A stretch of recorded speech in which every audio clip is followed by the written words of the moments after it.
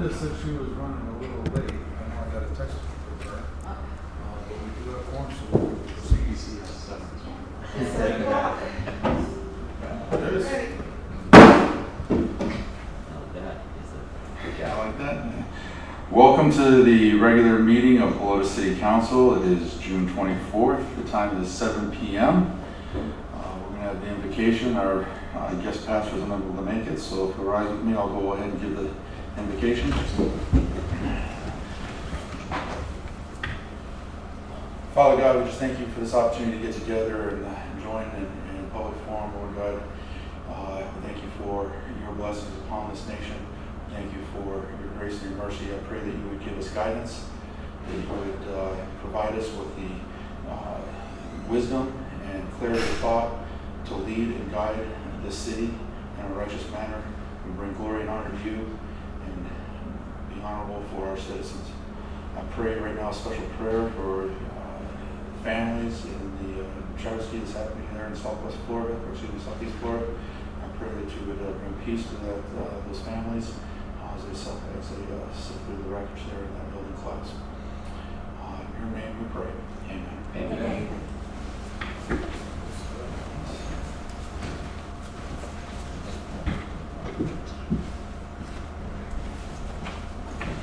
Start with Pledge of Allegiance. I pledge allegiance to the flag of the United States of America and to the republic for which it stands, one nation, under God, indivisible, with liberty and justice for all. Under the Texas flag, I pledge allegiance to thee, Texas, one state, under God, one and indivisible.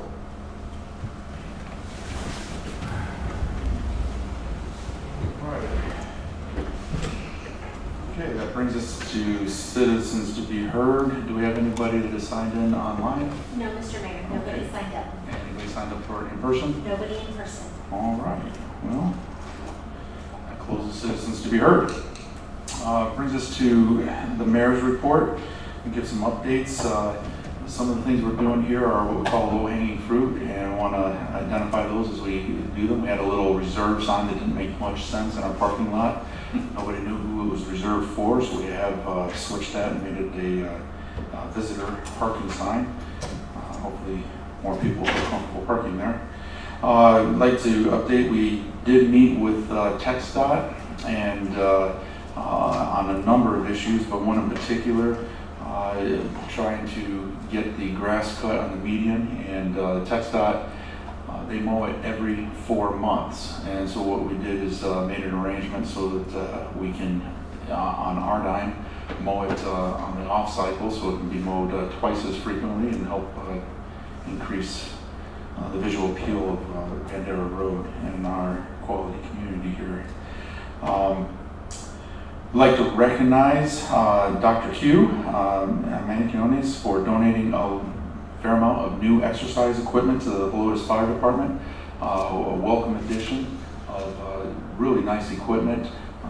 Dr. Q is he's affectionately known throughout the community. He's always been a supporter of our public works and our public safety, and I appreciate his contributions to the city. Thank you very much, Dr. Q. I'd like to recognize Councilmember Matthew Merchant. We've assigned him to be our ad hoc public safety liaison.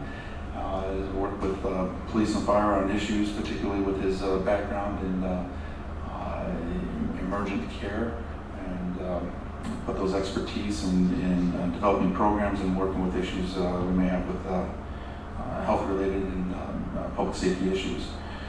I'd like to talk a little bit about what happened last week with our CPS power outage. We had a power outage that turned into 2 power outages, turned into 3 or 4. Not exactly sure on the total final number, but there were a string of power outages that affected really area further north of here, kind of Government Canyon, a little bit of Helotes, and greater Helotes area, we'll call it. Several hundred people without power in each of those outages. I'd like to thank CPS. They were quick on the spot for sending out crews, as well as we had a rehab bus is what I would call it. It was a cooling station that they parked out here. And as well as they brought out services out there to, I believe it was District, one of the District 7 fire station as well. Brought a charging station so you could charge your phones and people could get out of the heat.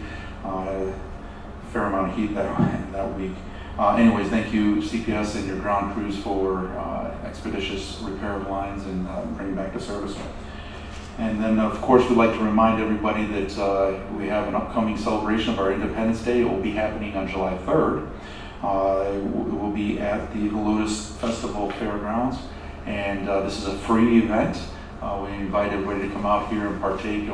Bring your lawn chairs, sit out in the lawn, watch the fireworks. The Helotes area community band will be there performing. I believe there will also be a band on the fairgrounds. This is a free event. Again, there will be vendors, food available for purchase, and a great community event with plenty of free parking. And just want to once again thank the Helotes Festival Association for working with us to be able to locate and make this fantastic celebration of our nation's independence a spectacular success, and really increase our capacity to be able to handle visitors. So with that, we'll move on to items for individual consideration. Looking for a motion and a second for the approval of minutes of a regular meeting from June 10th. Mr. Mayor, I move that we, discuss, take action on the minutes. I do have a correction. Absolutely. So we have a motion to discuss and take action. I'll second. Okay, seconded by Councilman Merchant. Councilwoman? It's just a word choice problem for me, but this is on the mayor's report on number 11, the last sentence. I think it would read better to say, rather than saying about the ethics commission ordinance, specifically addressing that they are a recommending body, to say that it should be considered an advisory body. Should be considered, because we're the ones to decide whether or not it is or isn't. And that's one of the reasons. Okay. So I think did that you get was just that a, correction?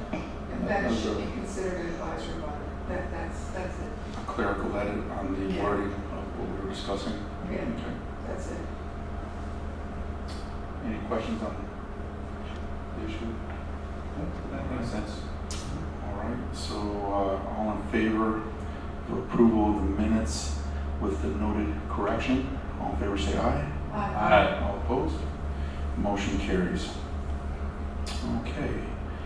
Item 5 is a discussion and action of a resolution of the City Council, the City of Helotes, Texas, amending a joint use agreement between Kenneth and Mary Sue Dempsey and the City of Helotes for set production and teardown of the Marketplace at Old Town Helotes property. Looking for a motion and a second. Mr. Mayor, I move that we discuss and take action on number 5 as written. Okay. I'll second that. Motion by Massey and a second by Crossan. Councilwoman? Yes, I looked over the resolution and the joint use agreement, and I did have some questions that were answered. Specifically, one of the questions was about whether the city would be required to pay the $1,000 if Marketplace was canceled for some reason. And I didn't read all the way down, or I just missed it, but on number 25, it did say that if there was something that happened, that yes, that they would not have to be paid, and that would be fine. So that was just one of my issues. There was a little typo, but that was it. So I do want to thank Ken Dempsey. I know he's not here, for all the years that he's provided his property for free, basically, to us. And it's been a long time, since 2007.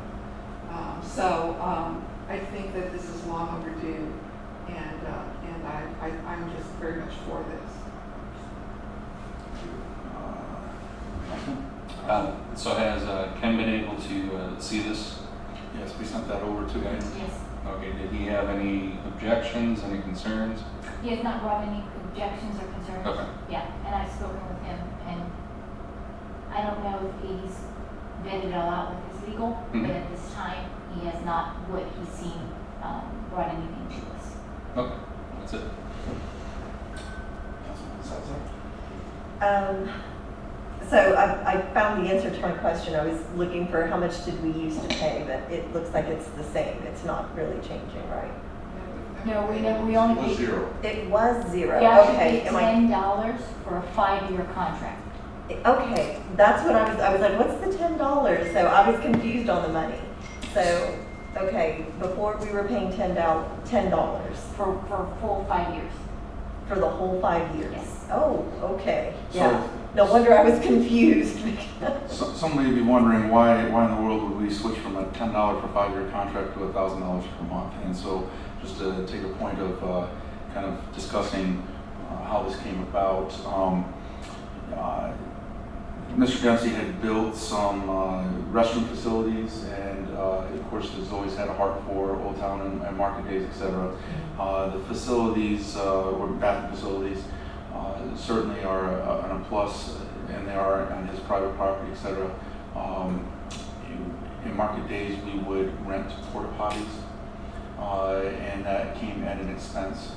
And the question was brought to us, well, why can't we pay him rent to use those facilities instead of buying porta potties, as well as the fact that, quite honestly, there are several, we'll say, potential liability issues. His land, our use, back and forth, and the potential of leaving him exposed. We don't want to be in a position where the city's taking advantage of an individual just because of their good naturedness. But at the same time, we can't pay an exorbitant amount.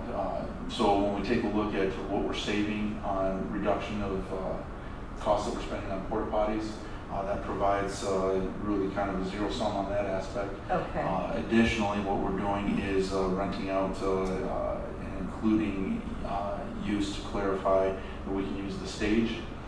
So we're renting use of his stage there for a band.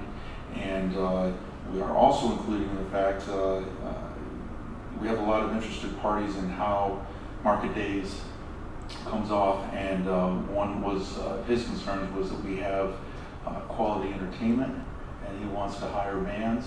And so what this does is it allows him to be able to have the funding for that, so we don't have to purchase. It is a good idea that we should provide some sort of entertainment. Music is a good component of that, but we don't necessarily want to be in the business of booking bands, as it were. And so this agreement now includes that he will provide a band for each of our market days, which of course has a cost as well too. So when we take a look at offsetting costs, really there isn't a whole lot of change to money outflows, but what it does do is recognize what we are utilizing to make things right with our use of Mr. Dempsey's property, and also clears up why we're using his facilities and that we are actually renting his facilities, and the restroom facilities, etc.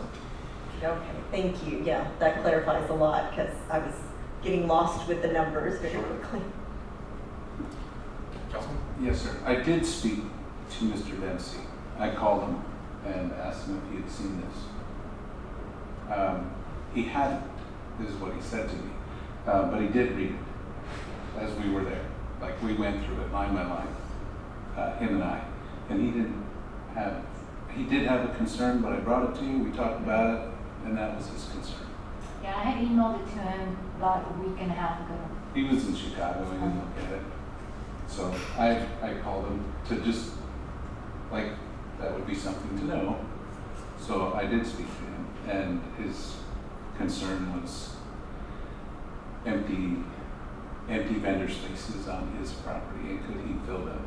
And the answer was, no, you can't fill them because that's a liability issue. That's a kind of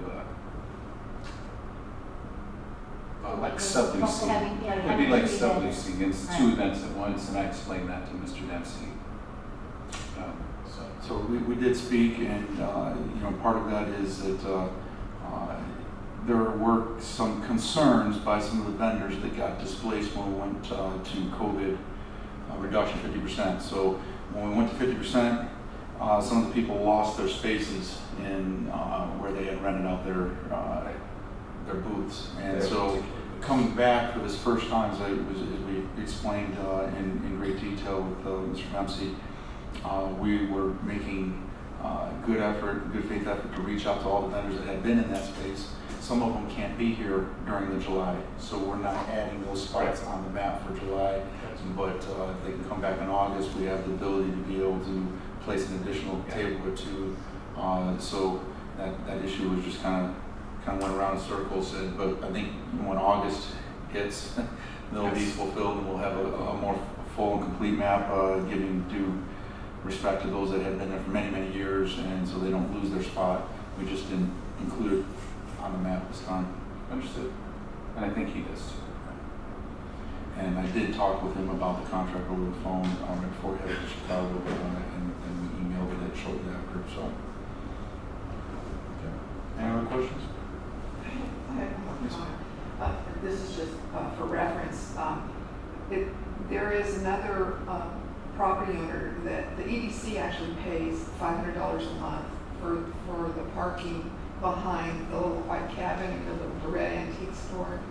So this is not unprecedented. I mean, this is something that, so that's why I was thinking that, and for the parking, $500, that's been going on for several years, which is an important thing, because you know how parking is over here. We just need it. And so, and the other thing too is, I don't think people realize how much porta potties cost. It is for that kind of for that venue is well over $1,000. And we were looking at this maybe a year or so ago, and I started asking around about this, and they said, oh yeah, I know the porta potties you would need would be over $1,000. So anyway, I just think it's a win-win for all of us. I think so, and it falls back on the tenant that we said we want to do what's right. And so it's not that we've been taking advantage. He's willfully let us be there. He's never really asked for money, but at the same time, we need to do what's right. And in this case, it comes with usage of his facilities and his stage and his land, and he's going to book a band, so I think it's a win-win all the way around. All right, if there's no other comments, all in favor of item 5 as it is written, say aye. Aye. All opposed? Motion carries. On to item number 6, looking for a motion in a second. Mr. Mayor, I motion that we discuss and take action on item number 6 as written. I second it. Okay, motion by McCrossan, seconded by Councilwoman Salazar. Councilman? Okay, so I got a few questions. Let me know if it's irrelevant, out of bounds, or but in terms of the contract with these guys and lowering the flag, I didn't see a provision in there, and correct me if I'm wrong, for any turnaround time for them to comply with the governor or the president's orders on if it has to be a half mast. And the reason I'm asking if it's in there, has been in there, can we add it, is because, if you look on social media, and we had this along the campaign trail too, recently, just going around, I think it's colloquially known as like the Helotes flag. And so they ask us, why isn't it lowered? And so if there's an automated device on this, I think that would be helpful if we had confirmation from the vendor that they could remotely do this. If not, that one employee, I would be very comfortable with having some kind of language in there providing that they will comply with federal or Texas law in terms of the status of the flag within a certain amount of time, like 12 hours. Or then we go do it and we charge them for doing it. Well, there's a policy in place, and they are responsible for lowering it. I think There is a policy in place. There is not a time frame, but there is a policy in place basically that they do lower it, as per the orders. But there isn't a time frame about that. It does state on there about lowering it, but you're right, it doesn't say anything about a time frame. So we can go back and put that in the language in there and ask them to agree on a time frame. Okay, I would appreciate, because that certainly it's obviously I get that it's covering a cell tower, but they're using the flags to do this. So that to me that's important, and that's it. So my recommendation is when you do make a motion of final approval, is to amend it to include a 12-hour time frame or whatever what you would like to see as the time frame to be included. Okay. So that way, if they agree, we don't have to bring it back to council for approval. Okay. Well, if everybody's comfortable with the time frame like that, right? Would you like to amend your motion to include? Well, we haven't had it first. I don't know if everybody wants 12 hours or if it's a non-issue. Yeah, I'm fine with the 12 hours. I have my own question. So my question is there any environmental impact from having this? No, very, very, very minimal. I mean, obviously it'll be a construction site, but it's a much smaller than, say, the area would be like comparable to a shed. The same flagpole that we have out there, it would be a second flagpole a distance away from it, and it would have the Texas flag on it. And it will be the same height as we are the only state that's without a flag at the same height as Not so much aesthetic, just environmental impact, anything running to and from it. No, it's the same easement that they have. The fiber is already there, so Okay. it's the same fiber line that's already there. So they're not, yes, they're adding a couple more fiber, but the fiber is already installed. It's already running underneath the easement that's there. So everything that they need for that is already installed within the current easement. Okay, thank you. When you talk about the time frame, are you talking about the time frame to take it down or to put it up? So yeah, let's say the governor's site says, the flag is going to be half staff today. So as soon as that site's updated, or like the business day, let's say they start at 8 a.m. on a Monday, they got until 8 p.m. that night to get over here and lower it. Because of it, for what I'm perceiving is that if they're not going to come over here and lower that and comply with the governor's orders or the president's orders, that reflects badly on us. And so if there's no provision that gives them, there's a provision that they have to lower, but there's no real business end to it that here's your deadline to do it. They could come out a week later when it's, too late to do it. That's kind of what I'm getting at. So I don't know if 12 hours is sufficient. That's why I didn't want to amend it yet. When the governor or the president makes this announcement, is it for usually the next day? I mean, to me, it sounds like, I'm not sure how they do that. Yeah, they usually will announce it. They'll say tomorrow is going to be lower. They usually give you at least a day. I don't want to say 24 hours, but they give you the next day. So they'll say today on the 24th, starting the 25th at noon, it needs to be lowered, and then it needs to be put back at full staff on this such and such date. So the flag was lowered for various time frames depending on who they're ordering. There's very few instances in which they lower a flag, death of a senator, death of the president, etc. Death of the president is much longer than, so they'll set the dates by presidential or governor decree. But I think it is, they know what's going to happen, and so they give the lead time, so usually it's not a problem. But I think that if they put a 12-hour,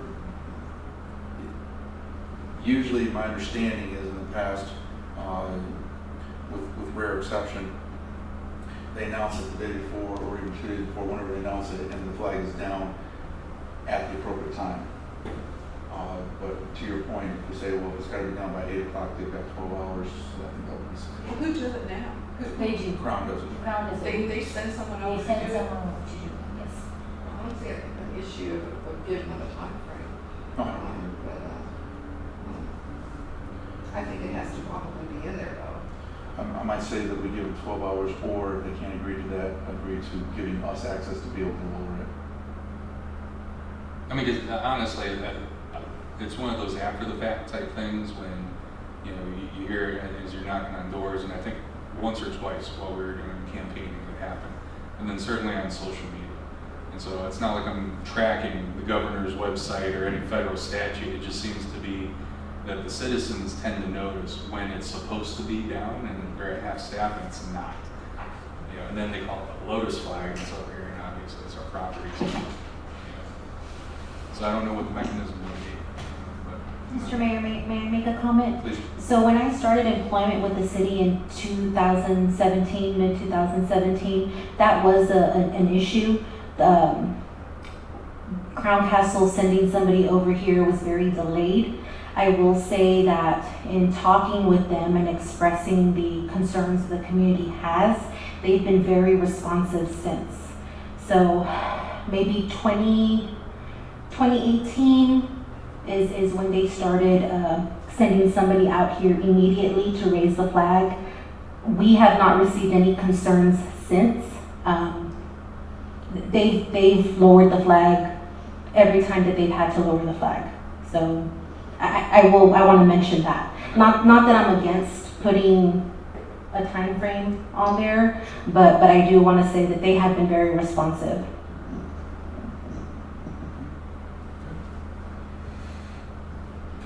I'm okay with a 12-hour thing, and a little accountability is no problem for me.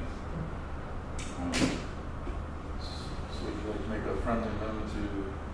Yes, Mr. Garza, how was I supposed to word that amendment again? Basically, you're approving the resolution for the ground lease with the amendment that language be added to the lease agreement that when the president or governor order the flag to be flown at half-mast, that the tenant do it within 12 hours. Okay, Mr. Mayor, I'd like to amend my motion to approve the ordinance with updated language that requires the tenant to send an employee over here within 12 hours of order by the governor or the president, ordering the flag at half-mast, and to ensure that the flag is flown at half-mast. It's not an ordinance, it's an agreement. Agreement, yes. So if I say, you'd like to amend your motion to approve as written with the inclusion of a requirement of a maximum of 12-hour response to lower the flag when decreed by presidential governor. Correct. Okay. Capture. And, That's a lot. our seconder. Did you second it? Yep, so I'm good with that. Either 12 hours or, since you said on the Well, website. he made a amendment to his motion for 12 hours, so Yep. it's either agree for 12 or disagree with 12. Okay, well, for fun, I'm going to disagree with 12, and what I'm going to bring up, nothing against you. Well, I'm going to bring up the point that you made that they tell us the day in advance. I would say give it a 24-hour, like from when it's announced on the official website. 24-hour would be the next day that it needs to be. That way, it would be an adherence. Okay, so I think what we're talking about is the same thing. They're going to announce the day before. What he's saying is within, if it's supposed to go down on 8 a.m., then it's got to be down by the latest 8 p.m. So when they announce here on this previous day, they got 12 hours from the time it's supposed to be done. That's the maximum time before it can be studied. Okay. So it still, I think, fits with what you're describing. Yeah, I would agree. I would agree that the way I would read the amendment is 12 hours from the time they're supposed to bring it down. They usually announce the day before, that the following day, so they'll have 12 hours to bring it down from the date effect. Also, I do need to let you know that there are times when there is no notice. Usually the notices are because of upcoming holidays or something, the governor or the president will order something, but as the president dies, it's an immediate order to lower your flag at half-mast. There's no previous notice. It's when a U.S. president passes away, it's an immediate order to lower that flag. So what we would like with that amendment, that means as soon as that immediate order comes in, they have 12 hours to bring it down. Gotcha. Okay, I'll go with the 12 hours. I agree. Okay, so you second? I second the motion. All right, and so all in favor of approving item 6 as written with the stated amendment, say aye. Aye. All opposed? Motion carries. Next, we'll do the discussion and direction on an ordinance of the City Council of the City of Helotes, Texas, repealing and adopting Revised Municipal Code of Ordinances, Chapter 2, Administration, Title 4, Ethics. By Denny. Yes. I move that we discuss and take action. I didn't give direction on item number 7 as written. Motion made by Councilwoman Massey, second by Councilman McCroskey. Councilwoman? Yes, I've been concerned about this particular one because when I first read it a while back, I realized that the way it was written, it gave the Ethics Commission power over the City Council, which is not good because we're elected officials, and the power that citizens have over us is they can not elect us again if they don't like us, or think we're doing a bad job. But I don't think appointed people should have that kind of power over elected officials in that respect. Anyway, and I do want to say that there's a lot of different ethics ordinances and commissions and boards and advisory, and I started looking at them, and I really felt for Marion because I knew that she was going to have to go through and look at them and piece something together for us that would work for Helotes and make sense. And I just want to applaud her for doing such a good job. She did a really good job. And so the only there was a few like little typo type things that I've already given to her to fix, nothing major. But there is under B, this is page 18 of 28, section 266, Ethics Commission. Okay, hold on one second. Page 18. Page 18 of 28.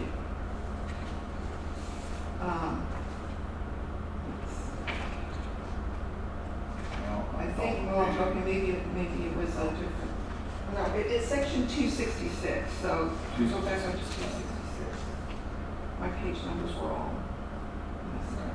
So we are at section 2-66, which is on page 8 of 18. Oh, I was looking at that. Okay, Of the anyway, under B, the way it's written, it's the numbers are wrong. We're going to have appointments of seven commission members. Each council member would appoint one, and then the other person, the mayor would appoint one. Well, that's only 6. So if we're going to have 7 commission members, my suggestion is that each council member appoints 1 and the mayor appoints 2, and then we vote, of course, on all of them. So I remember reading previously in the original ordinance, correct, that it had, and I'm scrolling to find it right now, it was originally written, each council person and mayor appoints 1, and then the 7th was Appointed selected at at large, large. but Right. I started thinking about it. How do we do How that? difficult. How? So what you're suggesting, what I understand you're suggesting is to define that as the mayor appoints 2 and everybody else appoints 1, and we have a total of 7. Right. Okay. Because we have to all vote on all of them anyway. Right. And like I said, how does 7 people, how do we do it at large? And we all put names in. That would be very difficult. So that's why I thought it would be fine to just let the mayor have 2 and each of the council members have 1 appointment. So anyway, that's let me see if there's anything else. No, that was the only thing that was off as far as I could see. I mean, it's the thing about this ethics ordinance and commission is that it makes it real difficult, I think, and it's good. I mean, someone's going to have to do something really bad for someone to go through this process. It's a heavy-duty process. Now, I know the last ordinance, it had something about if something was frivolous, that person would get, something wrong. Something would happen to the person who gave a frivolous complaint. But I think this takes care of that because it goes through a pretty good vetting process before it can get to the place that it needs to be. And so I don't think any frivolous complaint is going to get through, let's put it that way.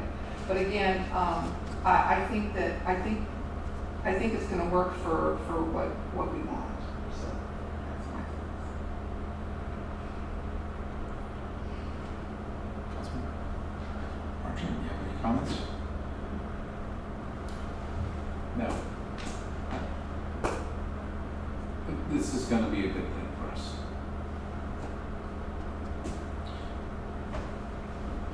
I agree with the previous comments. One thing I want to ask is that in section 2-62 definitions, it's awesome when Mr. Garza is here.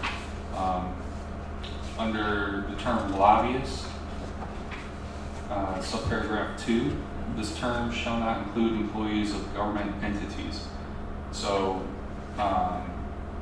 like case study, Glenn is the full-time employee over at the EDC, and that's a municipally owned corporation. Would it be appropriate to say or government-owned corporations? So that way he doesn't get charged as being a lobbyist when he comes over here and pitches us something? Or would the EDC be covered in general as a government entity if anybody ever challenged that? I'm looking at the definition in my copy of lobbyist. Says means that attempt to influence government action through either written communication, members of the legislative or executive branch of the state of Texas. Are we looking at the same thing? I'm looking at, Page number 4, yeah, I'm looking at, lobbyist or lobbying means, He's looking up in the attachment. ordinance in the, Nowhere. the very top of the document, right? that, underneath because that was the original. That's the old one. That's the old one. okay, You go further down, and it's on page number 4 of 18. am I tagging the wrong thing?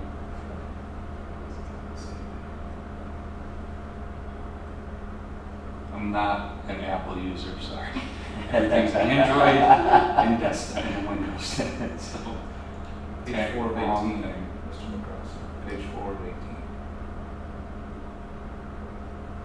Yeah, it's right there. 4 of 18.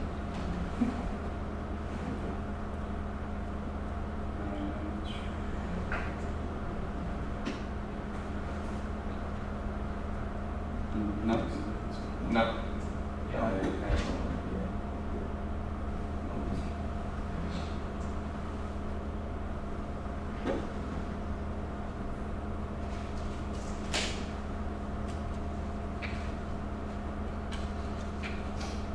I think we're clear. Yeah, we remember. I mean, yeah, I'm sorry, that was my fault for tagging the wrong thing. In my notes, I have no questions. Okay. And again, just to Councilwoman Massey's point, there really was, the Ethics Commission was one of 2 that were written in our ordinances to be established, and that and planning and zoning.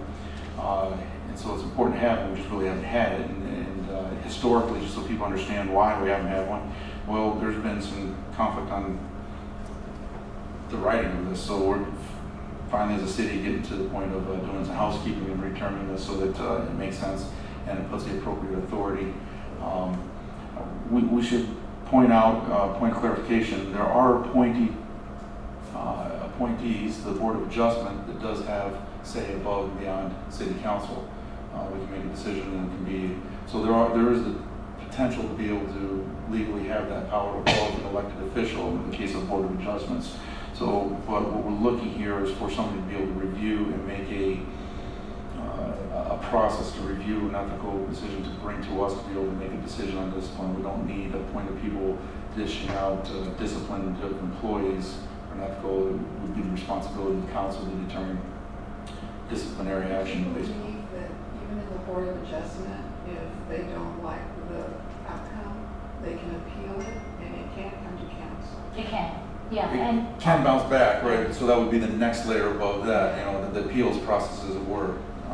But at the same point, also the state regulates what can be advisory and what can't be. So the state regulates that this ethics cannot be an actual, it has to be an advisory. Well, Right, because you're a general law city, correct. Right. it has to be advisory. Some home rule cities do make their ethics commissions a little bit more than advisory, but that's because they're home rule cities. They're allowed to do that. General laws, you cannot. Yeah. everybody clear. Yes. One of the things that Frank, when we reviewed it, would like us to add in section 2-65, financial disclosure, we talk about candidates, new officers, but we don't talk about the annual disclosure of all officers, officials, immediate family, employees. So we're gonna add that in, section 2.5, so it's just not talking about candidates and new officers, it's talking about everybody providing a annual disclosure. And easily with candidates, I mean, if you run for re-election, you're a candidate again, so you'd have to run, at least you would have to be doing it every 2 years, but with regard to new officers, your planning and zoning, your board of adjustment, once they're appointed and they're a new officer, they could be reappointed, but they're not new officers. So they would not have to file a financial disclosure ever again. So that's the reason we talked about requiring an annual disclosure. And since it's a very simple disclosure, simply you're identifying the property you own in Helotes, that's it. So it's a very easy. When I initially saw the financial disclosure, I was thinking of the city of San Antonio. It's a 5-page financial disclosure report, Right. But this I think would be much easier, and an annual requirement would not burden the official. And really, it's just more or less just to determine if there's if any conflict of interest had developed over the time, past period of time for, between year to year. Okay, I developed a relationship where I bought this property and now I have Or a any conflict of business. interest or Any a business that would require at least So would that disclosure. be added as another alphabet? Yes. Okay. That would be added as another alphabet. Okay. So once again, we are not approving this in final form at this point. We're identifying the fine tuning so that I believe the next time we bring it, it can be adopted and approved and adopted into our ordinances. With these changes to be incorporated. Correct. So we'll look for that on a future agenda item as we fine tune that. Okay. With no action required on that item, we'll go to item 8, looking for a motion second. Number 8 is Mayor, written. I'd like to move to discuss and give direction for item number 8 is written. Okay. I'll second that. Motion made by Merchant, second by Councilwoman Massey. Councilman? So I dove into this pretty hard. I'll just read this out. You guys can have a copy if you can do so. All my suggestions are based on the standards and current practices of other municipalities, counties, the state of Texas, the National Fire Protection Agency, the fire code standards, and current health standards.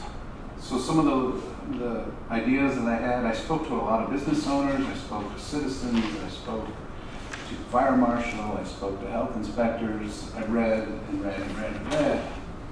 I do think that the location should only be in Old Town Helotes for these food trucks. Also in neighborhoods approved by HOA and with appropriate area to support a parking lot or any special events the city might have, like out at the fairgrounds, right? We could do food trucks there with a special event. So I think the time should be between 6 and 11. Not to start before 6 and not to end by 11. Permit requirements. So the city, when it creates the permit for this, these are just some pretty straightforward ideas. I think in no particular order, the vendor shall provide to the city a copy of their current driver's license, current and appropriate insurance for all vehicles, the truck, the trailer, a written agreement with a property owner or HOA, a notarized commissary approval.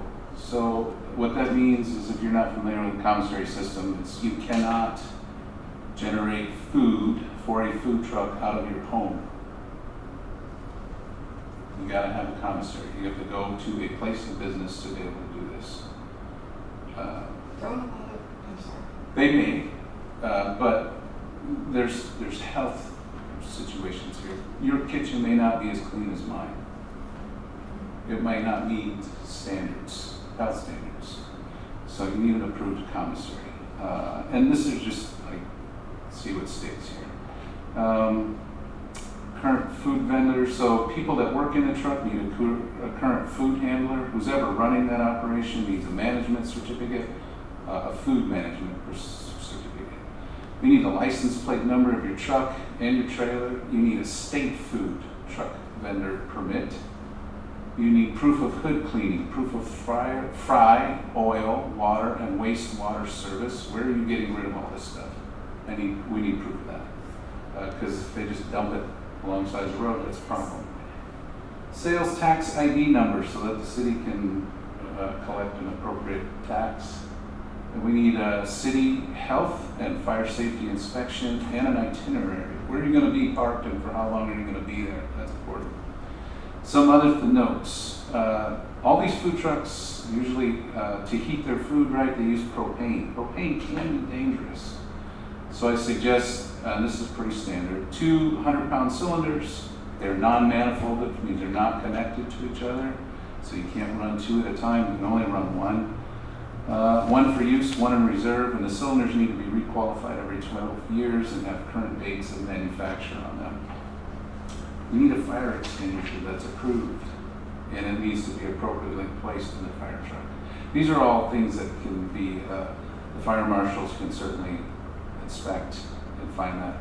I think that food trucks must be at least 20 feet away from any structure. One of these propane cylinders blows up, that is going to be a big mess. Most of these trucks have generators, so they must be appropriate according to NFPA standards. The fuel, gasoline, they must be in approved metal cans, stowed appropriately with a no smoking sign. The fee, city fee for this permit, I'm going to suggest somewhere at least $175, not to be more than $250. This fee should cover the inspection expense, city staff handling and tracking of these permits. We should support business and not be punitive. Note here is that the state fee for getting a food truck is $258. That's the minimum. And since Mayor thought it'd be appropriate for me to be a liaison for all this stuff, I'm happy to work out any other specific details that this ordinance would require. I also suggest we put on the city schedule a quarterly date for vendors who would like to have food trucks in Helotes.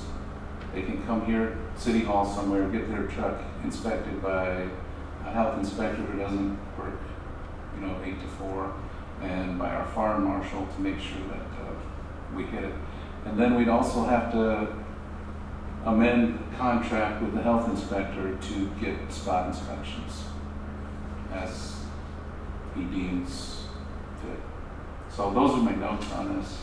Those are my suggestions, actually. I've shared them with the council members. Those are my thoughts on it. Councilman? I do agree on the location, and the special events. I'm a little puzzled about the time, suggestion of 6 to 11 p.m. I would think that a lot of times the food trucks are like lunchtime. What happened to lunchtime? That's to me a big time that people would want to eat from a food truck. So I'm not so sure that. And then the other thing too is 11 p.m. Most people are finished eating by about 9. I don't know. I'd like to discuss more about the time. I don't think the time is. I can. She's got 4 years. And the other thing, okay, so now on the permit requirements, I don't understand. It looks very, difficult for someone to be in a food truck. Looking at all these permit requirements. The one, again, I mentioned this, and I shouldn't have interrupted you, but a notarized commissary approval. Is that standard? What commissary? Who gives this approval? Who's the commissary? So a commissary can be any brick and mortar business who serves food. But most of these people who have food trucks are just like their mom and pop food I trucks. think there's a definitional issue. Correct me if I'm wrong. I was speaking with B-Daddies today, as a matter of fact, and that owner of B-Daddies no longer has the B-Daddies food truck. It's actually been sold off, and still runs under the name of Solar Food. But apparently, technically, a food truck has to go to a commissary every day for transfer of wastewater, gray water, and these type of things. So the reason for that is so that they don't end up parking and staying there and have buildup of waste, and it shows that they actually went and dumped their dirty water and filled up their tanks with fresh, clean water. Think of it, it's probably a bad analogy, but think of like a dumping station for the RVs. Where is this place? Is there I mean, I guess I'm. Food truck companies know where they are. I mean, when they go, they know where they are. Well, I don't know exactly where they are, but there's. They know what they're doing. They know what they're doing. So, but the point is that they get in there, they get fresh water in their tanks, they dump out their gray water because they're working in their sink. It's draining into their onboard The reserve. reserve tank, Okay, and that has to dump. I guess my Not the question sewage we're on talking. permit requirements, it just seems like an awful lot of stuff on here. Is this pretty standard? A lot of that's pretty standard. I mean, that follows under where I list liquid waste discharge regulations. A lot of that falls under that. I just summarized it under there, but a lot of those things already fall under there. It's just that we should have, if you're gonna have a food truck ordinance or food establishment ordinance, you need to have that because it needs to fall, and so that you can ensure that they are complying with those regulations that the state requires. Okay, the other thing is on the fee. If the state fee is $250, so they have to pay a state fee and a city fee? Okay. And so the $175 to $250 fee perhaps would be an annual fee?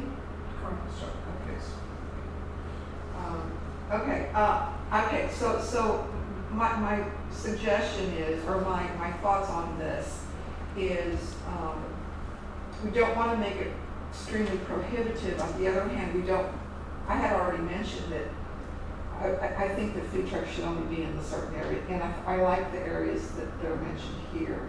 And if this is standard and we want to do this correctly, then I see no other issues. So anyway, I'd like to hear what my colleagues have to say. Councilwoman Salazar.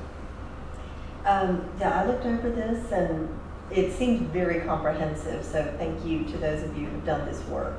I appreciate it. We had some folks come into the last meeting and bring up excellent points, so I'm glad that those points have been addressed. And I think it shows that we're being responsive, which is exactly what we should be. Just a few points I'd like to make. Thank you to staff and thank you for the mayor for continuing to have this as a discussion item instead of just really trying to say here's what we think is best.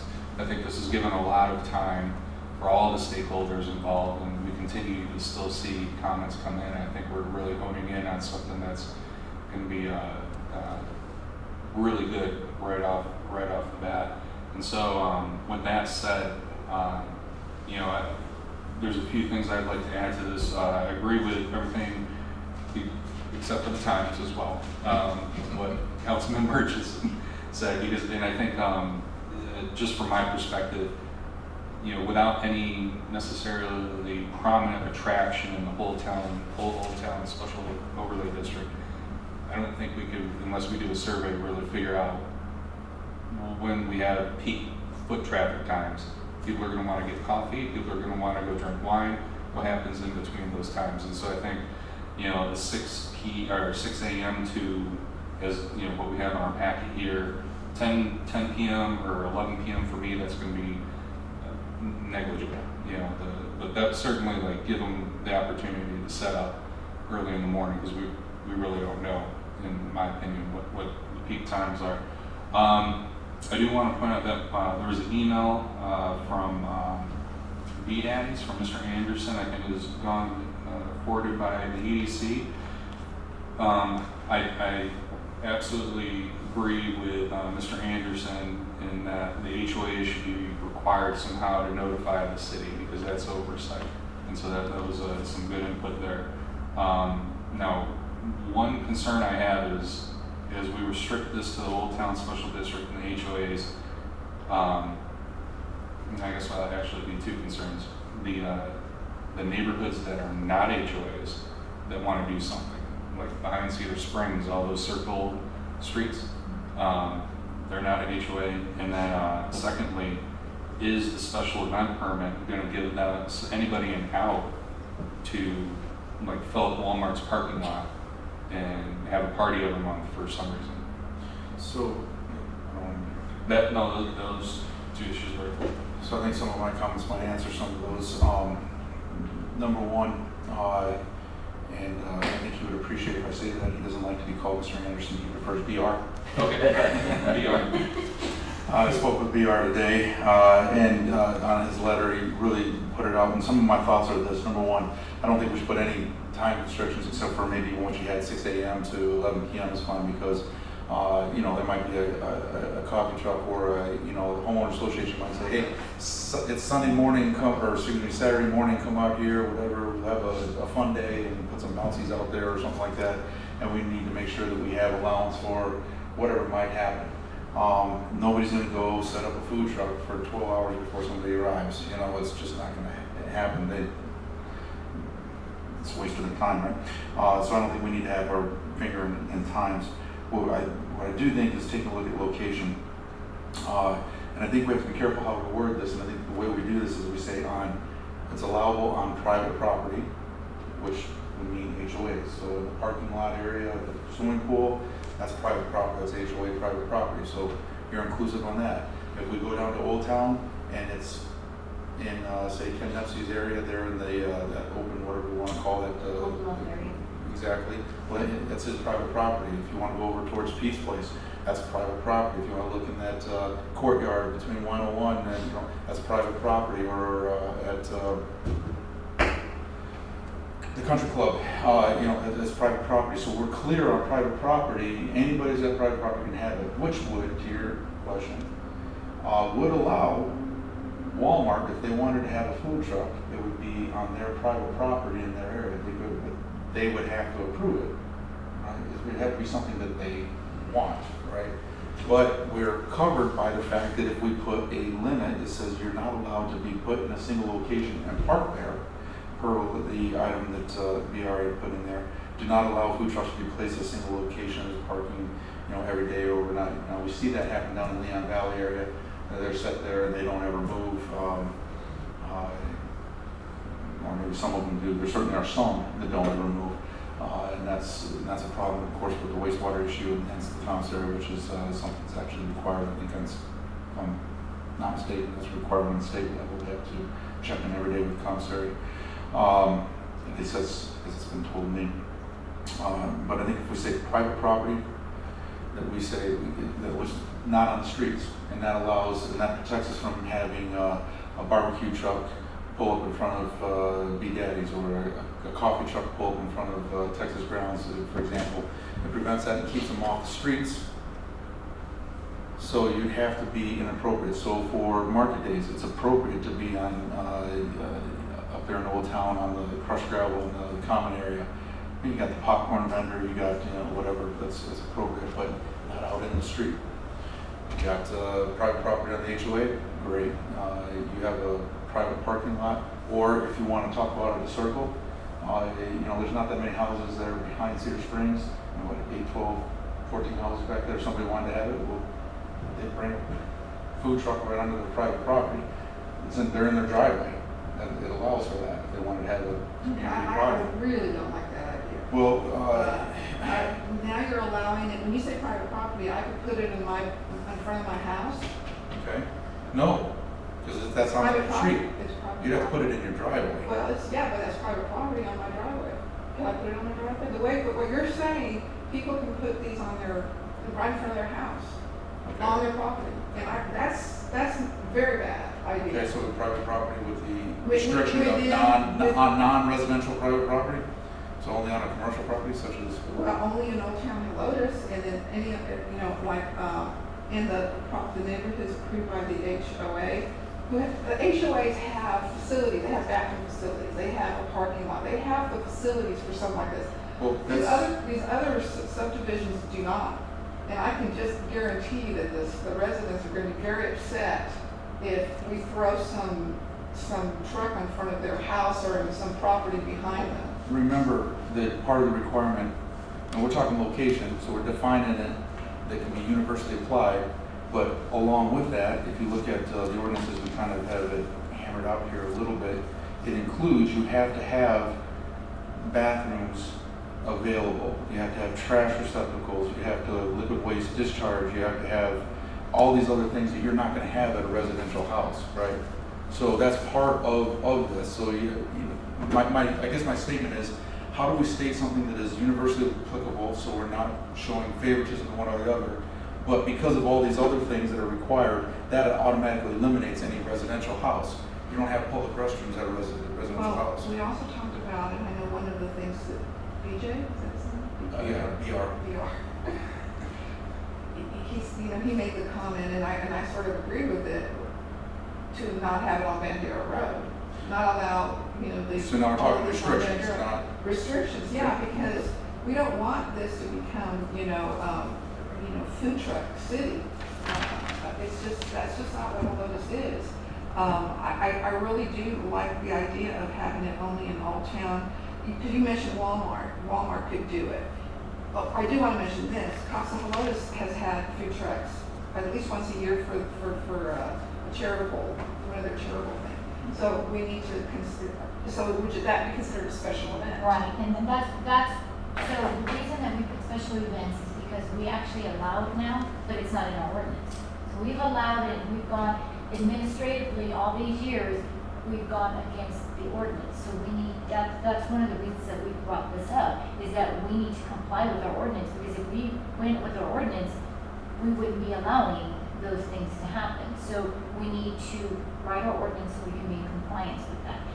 The compliance is that we administratively, we do allow it. And you can do that, you can do administrative things, but just to be clean across the board is to, let's put it in writing, let's follow this, let's, you know what I mean? And so, yes, if they do a special event, so there'll be two basically things they pull. A food truck will have to pull a food establishment permit, as well as their food licensing. But then the actual organization is gonna have to pull a special event permit because they don't fit into Old Town or they don't fit into the HOA. So if Walmart wants to have a special event that includes a food truck, then they'll have to pull a special event permit for that event. And it'll be just for that event, that one time event where it's that day and then they can have a food truck. Then I think that what you have written here then covers that. Yeah. It covers what I like. So, and I'm finding what I'm trying to make sure that we don't do is eliminate the possibility of across the street at Finks and Shots area that they have a anniversary celebration and throw on their own. I won't say market days, but we do market days a lot for Old Town.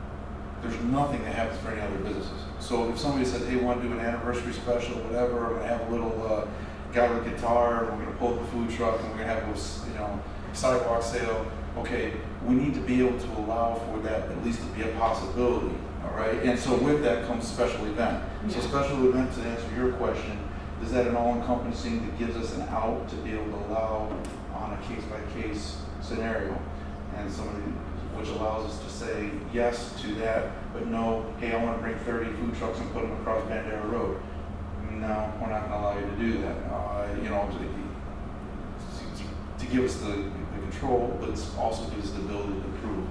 So we want to look for reasons to be able to help people succeed in their business and help them to be able to put on their events and help them to be able to give the community something to do and an event to do, but at the same time, we don't want to have carte blanche to have things all up and down.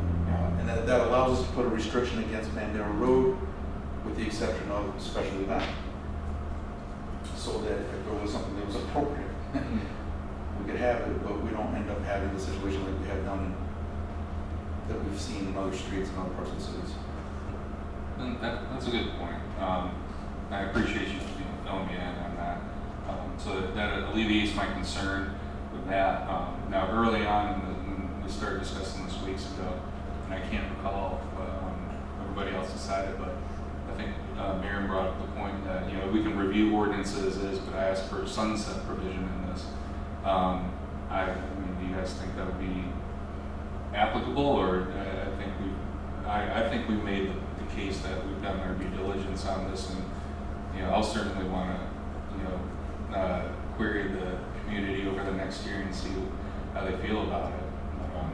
Well, and the ordinance can always be changed and updated, so I don't think there's a need for a sunset. Yeah, But because there's people just a- go, yeah, I can't stand this, and then we. We can repeal it, we can repeal it. Well, we can adjust and amend it the following, Okay.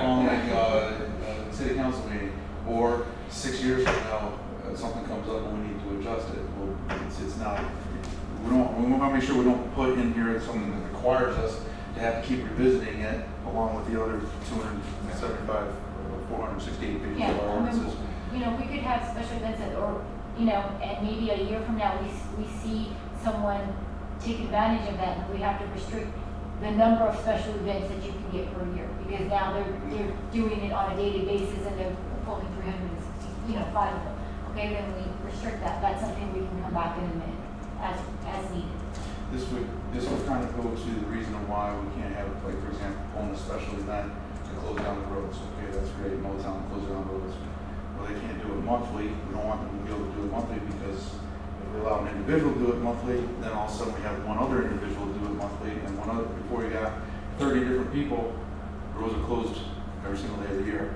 So we have to look at repetitive, and that's why if we have special use, we can take a look at this and say, well, you know what, we've been approving these, but we have been developing problems, complaints, issues, and that gives us the ability to be able to address, at least administratively, if issues arise. Right. If enough issues arise, then we can address it in a change of orders.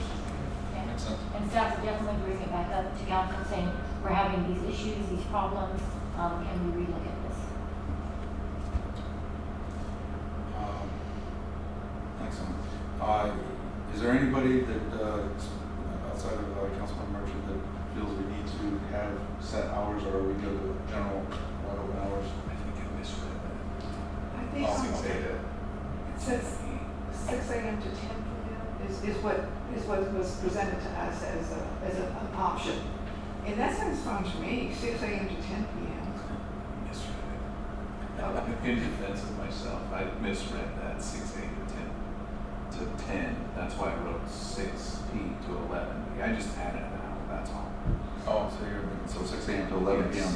Yes. Got it, 6 a.m. Sorry. to 11 p.m. I would agree with that too, because you never know, on a weekend, et cetera, or, Right. you know, we have, Little Festival, Little Association, our bands and our performances outdoor, they always stop till midnight, you know, so that's really kind of close commensurate with our opening hours. We don't have to say, sorry, food, you gotta shut up an hour before we let our people out. That really won't be. So the direction then would be on the one that was submitted to us. Now, we could also have it where Sunday through Thursday is these hours, Friday and Saturday is these hours. That's a good idea. I was thinking of that. Friday, Well, when we Saturday, take a look Sunday. at, you know, similarly on other ordinances, you know, if we deal with noise or something like that, Mhm.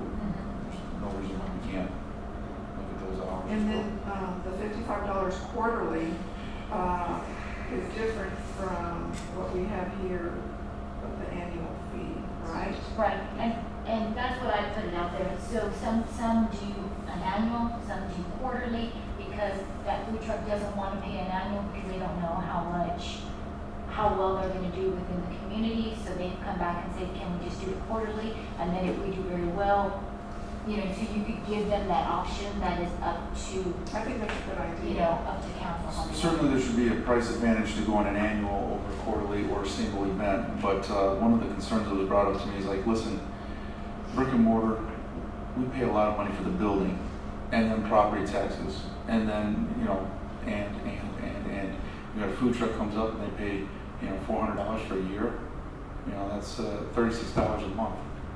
That's all they gotta pay, and that's at $400. So if we're looking at, hey, $175 for a year, it's 50 cents a day. It doesn't seem like a lot, and I'm not a, you know me, I'm trying to cut our fees left and right. My whole mantra is whatever our fees are, we're gonna be reducing by a large percentage across the board.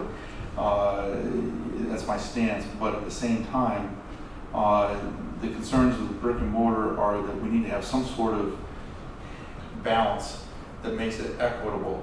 listen, we're putting hundreds of thousands of dollars of upright investment and paying a ton of property taxes for the right to do business. And you guys are worried about $36 a month? So, and that's at $400 a year, which I think is what it's currently, right? Not for us. Our annual event, just for event, is $118. $118, okay. Which barely covers, I mean, That's staff, for now, yeah. it, I mean, it And doesn't then we cover have, staff. we also have the inspections and food Right, inspection of yeah. that, and so, and I know we get billed for that. This is not, to anybody that's listening, whatever fee we assess on this is not a money-making endeavor for the city by any stretch of the means. We pay fees per inspection.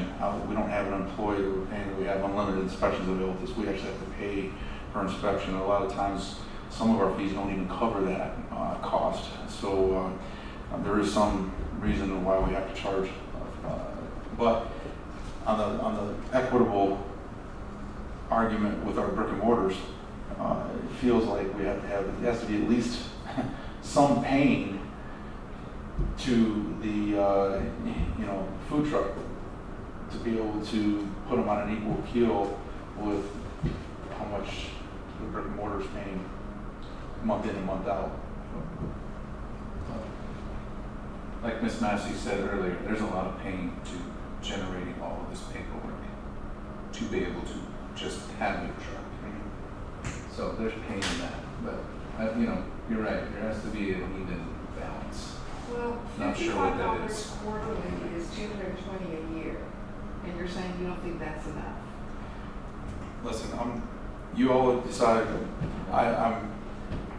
To me, if I'm running a business and I got a high profit margin, I'm going in there and all I got to pay is $55 a month even. Look at what the food vendors pay just for a spot for one night at any of the events. What's the charge for a single day for July 4th? Yeah, for July 4th, it's $75. For one day, For one day. for a couple hours. Marketplace, it's $84. So when we take a look, it's $75 for a day or $55 for a whole quarter. It's kind of like one for $10 or two for $4. Well, just give me one. Well, how much for a dozen? Free? That is interesting. So when we're talking about $75 a day, we could be looking at a couple $1,000s for a year, and it would still be okay because how many times you can be out there a year? Now, I'm not suggesting a couple $1,000s for anybody's listening. That's what I'm saying, but we really shouldn't say basically an amount that is relatively equivalent to free, and $55 a quarter is relatively free when you look at. The average, We charge $75 per day for all our other vendors. How do we justify to our vendors that we're charging $75 a day that we're going to let other vendors go 190 days for $55? yeah, the average is, that I looked, when we looked at ordinances, is $400 annually. Okay, so then that's $100 quarterly. Correct. And Now, why the question give of- the option to do it quarterly? Sure. So the question then would be, if they have one of these quarterly events, would they still have to pay an event fee if they're going to be a vendor at? They wouldn't pay the event fee, it's whoever's having the event. So if Walmart's having the event, they pay the event fee to have the event. Let me rephrase. They want to they sign up. Joe's Food Truck gets an annual permit. Now he wants to have a spot at market days. Does he still have to pay for a spot at market Yes. days? Yeah. Okay. So there is still that aspect of it. Okay. This is just to be able to have a food truck here. Now, if they're going to be at an HOA or at a Old Town, you know what I mean, because we allow the food trucks and they have permission to be on that property at Old Town, then at that point, there's no extra fee. Like It's the- just when they go to an event, depends if that event charges them to be there. So when we're looking at annual and quarterly, I would say if you want to do like $250 and $100 a quarter or $250 per year, so it gives them an incentive to do a whole year. Also, it's less repetitive paperwork for us. But if they only want to do it for a quarter, okay, $100. But there should be, cost advantage of doing it for a whole year. Fine. Well, fine. Whatever. And I'd like to point out that anybody's listening, please email us your comments of what you think of a fair price is, because this is not set in stone tonight. We're just trying to hammer out conceptually, and then we'll come together. But please continue. We do get quite a few emails, phone calls.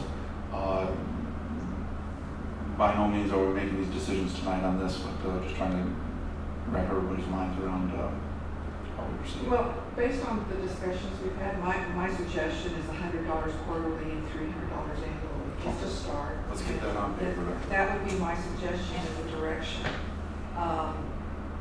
You want the hours of operation 6 to 11? Or are we gonna do the difference on the weekends? I think if right now we just put 6 a.m. to 11 p.m., that kind of covers it. You know, if there's going to be, again, special events can be applying for whatever their event is. So that would be different. All right. So, yeah, the time is in cost. I think are the two things. If everything else is pretty standard that needs to be followed, then and again, I think the way it's written as far as the location. I like that because it does give some leeway for other locations other than Old Town. But it's specifically, makes it that Old Town is the desired location for it. and HOA And HOA, centers, yeah. special Amenity events. centers that have. I think that covers everywhere where we would normally expect to find a food truck, Yeah. and protects us against Putting what- everybody in the funny house. Well, That was I, my plan for yeah, I April actually had a Fools. question about that. So, let's say I did want to bring in a food truck for a private party I'm having at my house, on my own private property. So I would pull a special event. I guess at that point, under what they're saying here, that would require a special event, No, but that would be subject to approval. you can't have it in a residential area like that. Okay, but this is what, so you would have, But, what you yeah, would have to that's say what is I'm you would have to bringing up. have, because right now it doesn't say, Okay, then I would say it cannot be in a residential area. And I would say it's fine to be in a residential area with the approval of that person's private property. This is a very common practice. I've been to lots of parties where my friends have big area, big enough area, and they will bring in a food truck as part of the fun for the party. And it's on their private property. Is it And half an acre or larger? I've been to parties, definitely they have more than an acre, Okay, but well, if even. you're gonna have it in a residential party, to me, it seems like it should be, you should stipulate the size of the yard. Because your next door neighbor, you live on just like a normal lotted street, would you want to have somebody have a big old food truck? Remember, you're smelling this too. It's not just having this eyesore in front of your next door neighbor's garage or whatever. You're going to be smelling whatever they're cooking. And what if you're trying to just be home and have a nice evening, by yourself, and you have to listen to everyone having this gigantic party in a residential area? Very bad idea. well, people have parties. I've sat on my deck and listened to some more than one quinceañera happen within earshot of my backyard, and those neighborhood parties don't seem to ever stop. And I can understand that, but I'm also thinking about if you have a kids party and you want to have a snow cone guy, show up, or let's think about our childhood memories of the ice cream truck guy driving around the neighborhood. Everything that we're written here prevents the ice cream man from coming along. I don't even know if we have ice cream men anymore, but that's what this is. An ice cream man, the guy down the street has an ice cream truck and he goes around like that, but he's not, maybe he Well, shouldn't be. that's what I'm saying. That Maybe would. he shouldn't be, but the point is, I don't think we should allow it. I don't, okay? And I think we should, Not in of residential course, areas. with appropriate permit, this isn't something that you should do every day. That this would be like, okay, I'm having a party on my property. I'm giving permission, I'm coming to the city, getting the permit and making sure that the food truck has proper permits, that they're supposed to have. Let's see, I also was going to ask, are we going to keep a list of all the food trucks who have purchased an annual Oh, yeah. permit? Yeah, our So, database. yeah, if I wanted to have a party, I would call the city, okay, is there a list of food trucks that already have an annual permit? No, we don't give that information out. We don't? No. Okay. That seems like that would be handy though. Well, of course it would be handy, but here's the problem here. What you're doing is you're giving, it's kind of like on the fire department when somebody asks you, hey, we're getting ready to transport them, you know, what hospital do you want to go? Oh, where do you want to take us? I can't tell you because now I'm giving preferential on putting one hospital above the other. So when the city comes in there and says, oh, here, use Joe's food truck, well, that's unfair competition to the other five food people trucks there. So that you aren't can't show here. preferential treatment. So if you come and say, listen, I want to have, it's up to Frank's food truck to make sure before he comes to your place that he's got all his stuff. So all you Well, got to I do is call thought the you food said truck. that the person putting on the event is gonna pay The special event. the They still special have- event. So they still have to have gotten the permit through the city to make sure that they meet the permit requirements of the city. Correct. All food trucks are still gonna need this permit, but if there's a special event, then who's ever holding a special event so it's basically. Two permits. It's 2 permits. Okay. So what do you call it? If you call Frank and say, well, not your food truck come over to my house or my business or our HOA, that's fine. It's up to him to make sure he's permitted for the city to be there. And if you are doing a special event that you need a special event permit, you have to get a special event permit. He's got to be permitted in your business. So it's kind of a 2-in-1. Bottom line, anybody you contact with a food truck, they're going to know they're going to have to come here and get a permit to do that. And if they don't, our code compliance guy shows up and has to pull the plug on everything. It just seems to me like it would be more convenient if I could just call the city and just ask who has already paid. And I don't see it as preferential treatment. I see it as us answering honestly, these are the 10 trucks who have paid the annual fee. Yes, ma'am. May I make a comment? Yes. Okay, so we can provide a list. It's not a solicitation list. You would submit a public information request asking who has obtained a food permit between this and this time period. Development Services could produce a permit issuance report, and then you can see who has pulled out a permit. But that report, the city is not endorsing any one of those businesses. Yeah, that's exactly what I was thinking. I used to be a wedding coordinator and put on events, so this is where kind of some of these questions are coming from.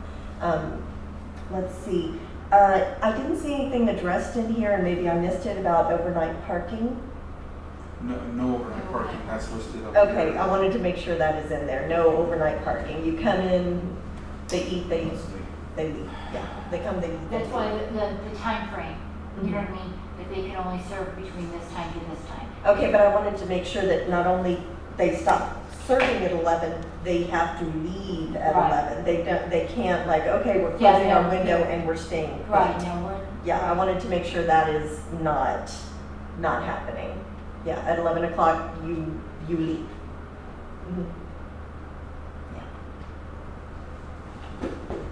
So what about enforcement for those who have not obtained a permit?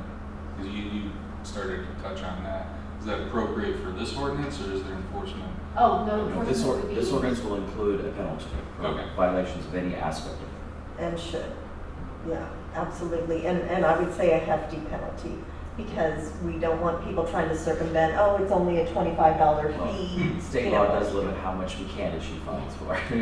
Well, the state max. What's the max, right? Yeah, what's the max? That's what I was Well, gonna ask. one set is $500, another set is $2,000. We have to see which one it would fall under. Okay, but yeah, I would say push for the maximum, because we want to encourage people to work within the system, and not just, oh, there's a little tiny smack on the wrist for Right. going outside of it. But yeah, max. All right, so the direction I've heard is we're looking at our hours. We looked at the location of Old Town HOAs, and special event permits. And we've talked about the fees, 100 and 300, 100 per 300 per year. We've talked about penalties for non-compliance, and then the one item, which of course we have 2 stated opinions: allowance on private property, non-allowance on private property, or excuse me, vice versa, residential private property, whatever.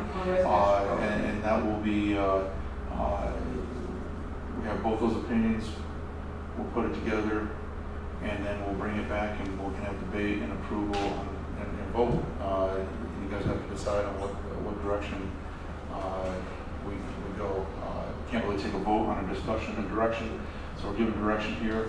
So when we bring it back, if you don't like the way it is, you can vote no. And if you like the way it is, you can vote yes. And of course, we can have amendments to motion as written with the exception of add in residential property or take out, and then we'll vote as it is. Is it possible to do the research? Because I'm not saying, I don't want to say I agree or disagree with residential or non-residential right now, but in your experience, when those multi-acre properties had those, do you know if they were actually permitted or did they just show up? I just went to the party. Yeah, so that might be like I'd a have to research. ask them, I don't know the story on that. All the ones I've seen, I have not seen it in residential, but, those are within, now the county does allow it, I believe, in certain areas. But it's acreage, you have to have so much acreage to be able. Because it might be a mute point Yeah. with when you look at the composition of the subdivisions built up, not Right. like all the circle, the circle trail. There's not a lot of cities that have a lot of acreage. Yeah. You find that a lot in the unincorporated areas. So would that be like in our zoning because this is like a mobile business and there's a restriction on private That's true. residential? And there could be there also could be in your HOA documents that doesn't allow for that. Yeah. So It Well, might be a special lot. events also, does that really mean children's birthday parties?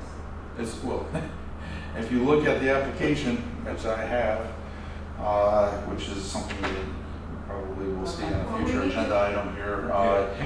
If you want to have 26 people, if you want to have 25 people, you're going to need a special event permit, all 9 pages.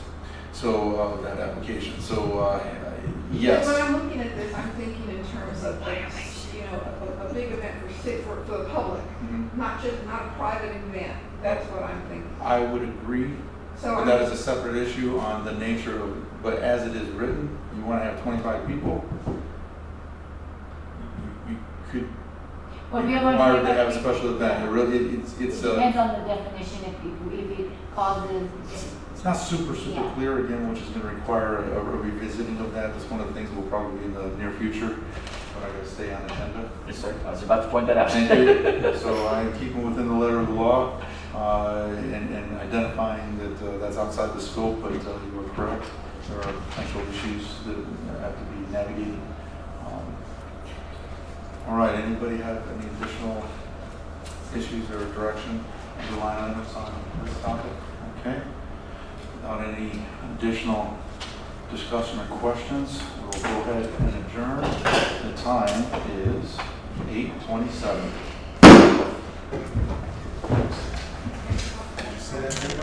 Yes.